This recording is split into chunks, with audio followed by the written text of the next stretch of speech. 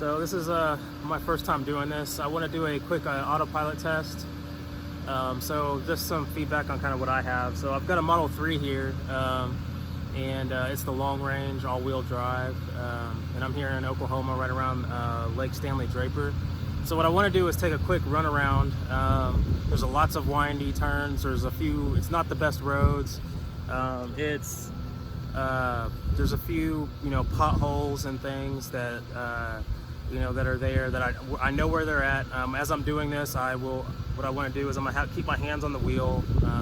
You guys should be able to see the little autopilot symbol. I'll point that out so that you guys can see when I disengage autopilot. The only things I'm planning on disengaging autopilot for are for stop signs, or if there's something else, that some kind of other traffic or something that I feel like I need to take over, for the safety of the car and our safety.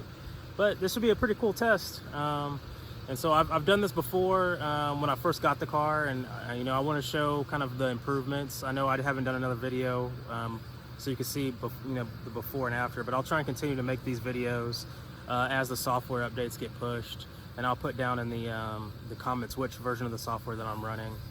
So anyway, let's do this and see what happens.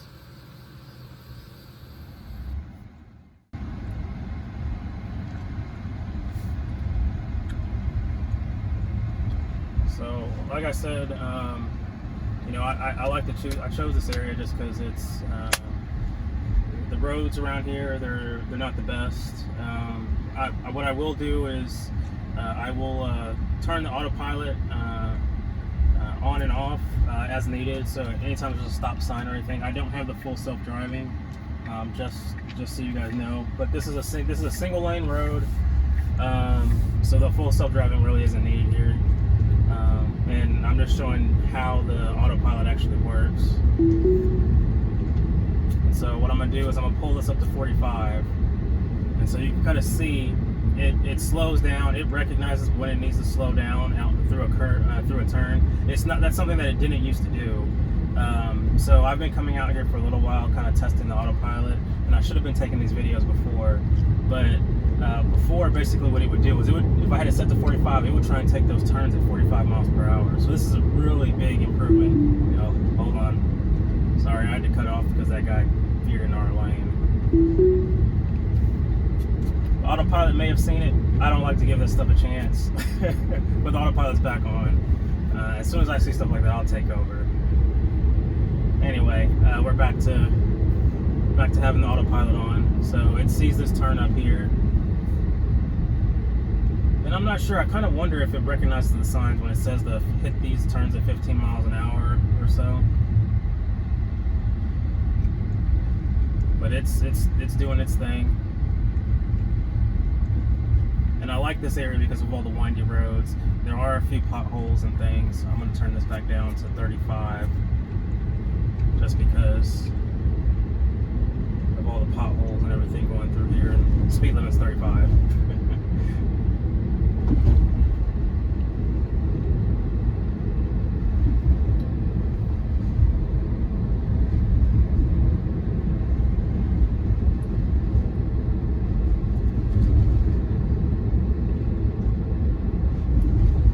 It's doing its thing. It's doing really well, and my hands are going to be on the steering wheel throughout all of this, just in case I need to take over for something.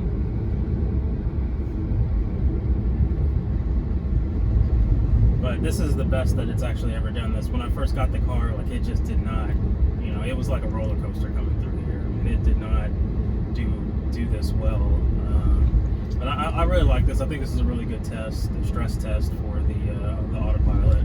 And there's not a lot of traffic either, so you don't, I'm not worried about, that's takes that kind of as a factor out as we're kind of trying to test the autopilot.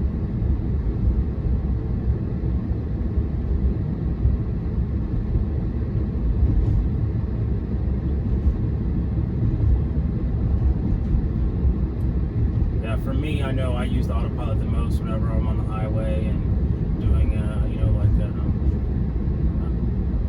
or if you're doing road trips and things like that. Just having the regular autopilot for me, the full self-driving, right now it's like an extra $8,000. So that's a little bit of extra money to come up with. So for me, the best value was just to have the basic autopilot, which comes with all the Teslas now, so which is awesome.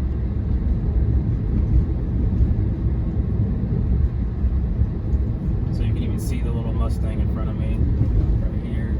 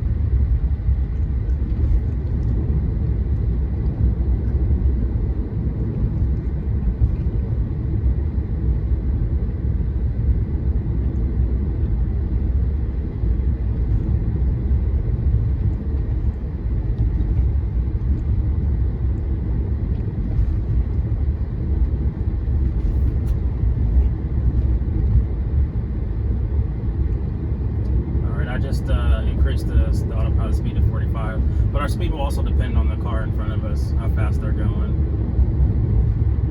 So let's see, it does recognize the turn and it does slow down on its own. You can see they're pulling away. One thing I do like to do is I actually set up, if you hit left or right here, you can actually control how far the distance between you and the car in front of you. And I like to leave it to like 6 or 7 usually. Gives me a little extra time. I personally don't like to drive that close behind other people anyway. And so I usually always leave it on 6 or 7, especially as the autopilot's going. It gives me a little extra time, even though my hands are on the wheel, if I do need to take over. But yeah, the autopilot's been running. It's taking these turns really well.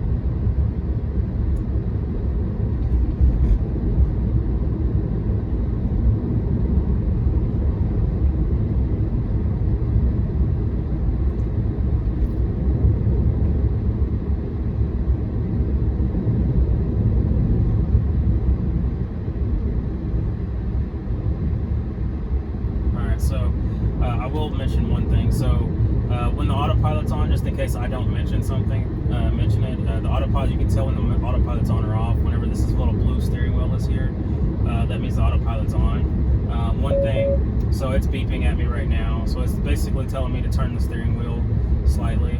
And when I do that, it'll go away. So every so often you have to kind of slightly turn the steering wheel. Usually when the screen lights up blue, I'll just nudge the steering wheel again just a little bit.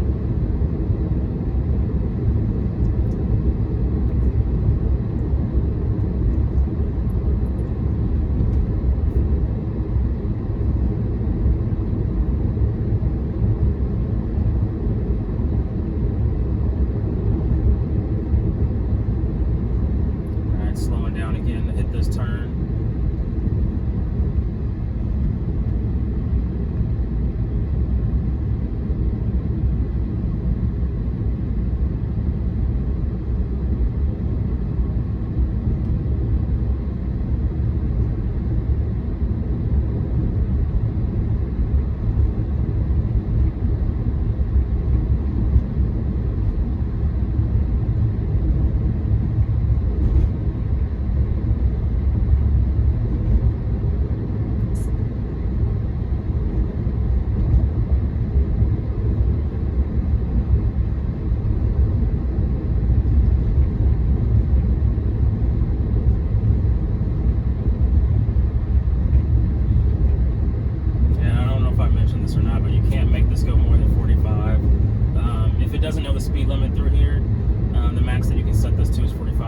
show that because it doesn't have the little speed limit right here in the right hand corner over here.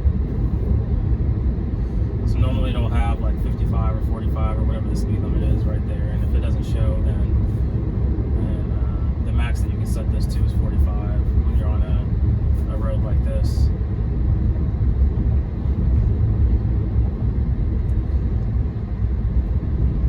So yeah, we're going.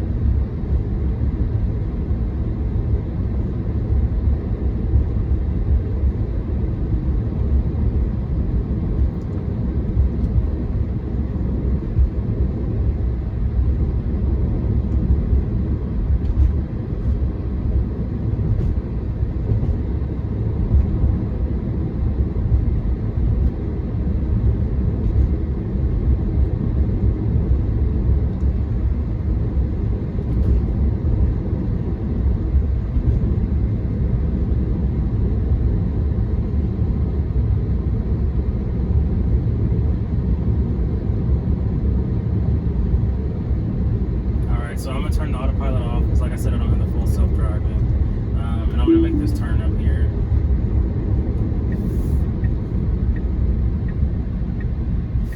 And then I will re-engage the autopilot. Alright. And you can see the autopilot's re-engaged here.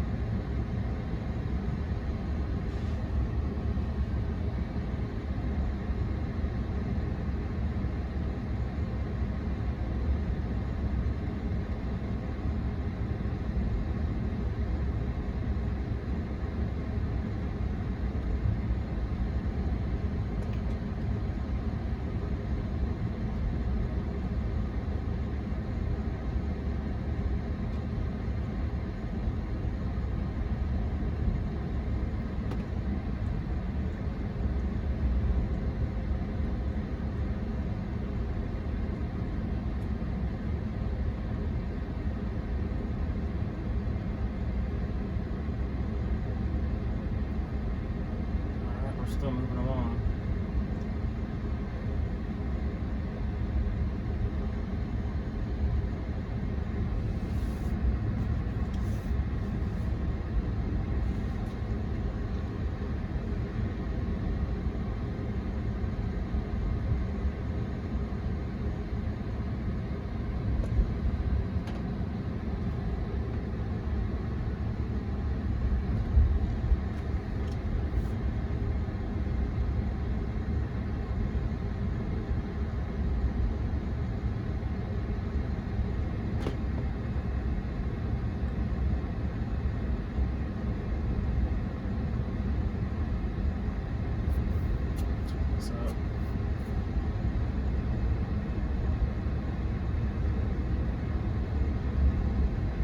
We do have a stop sign up here, so I'm going to disengage the autopilot once we get up to this stop sign up here. Alright, disengaging autopilot.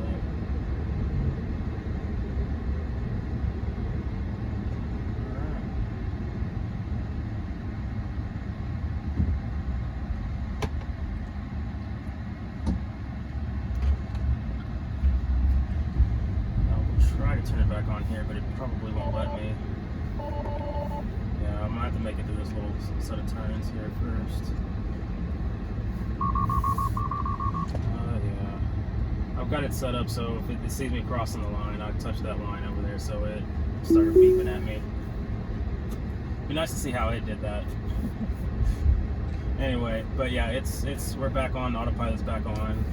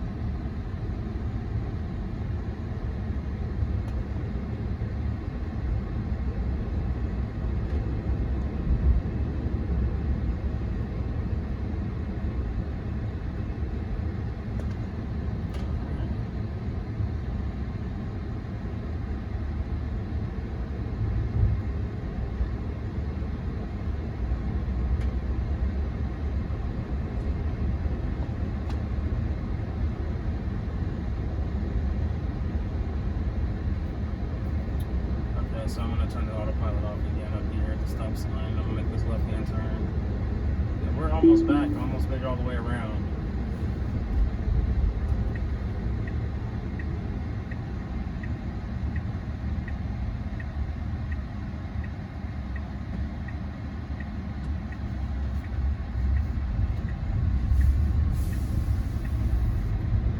All right, turn the autopilot back on.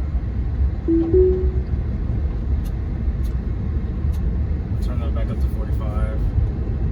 Should be 45 through here.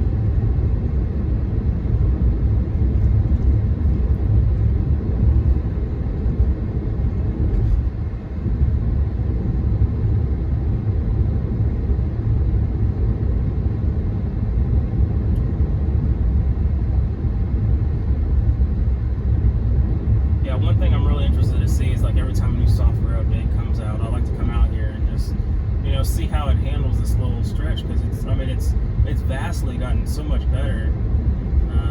I will say Oklahoma has fixed some of the major potholes that were here, and that was one thing, and that's one thing I feel like is going to be something for Tesla to work on, is having these potholes, because it doesn't having these huge potholes on the road. If they ever want to get the robo-taxi fleet going, obviously these cars are going to have to recognize those potholes and be able to dodge them while traffic is coming, and or pedestrians are walking around or whatever. And that's something that the autopilot currently just does not do, especially the basic autopilot. And I feel like even the basic autopilot should be able to work around a pothole, especially if it's just kind of dead on or something. But stuff to work on. Like I said, since I bought the my Model 3 was delivered in March of this year, so I've had this thing since March, and just in that amount of time, it handled. This used to feel like a complete roller coaster whenever the autopilot was going, and it's smooth. It takes these corners a little slower than I generally would drive them, but that's perfectly fine to me. That's something that they will probably eventually address, but that's not something I'm actually worried about. So I don't see these corners. It does slow down more than me, but as long as it's getting you there safely, that's kind of the point.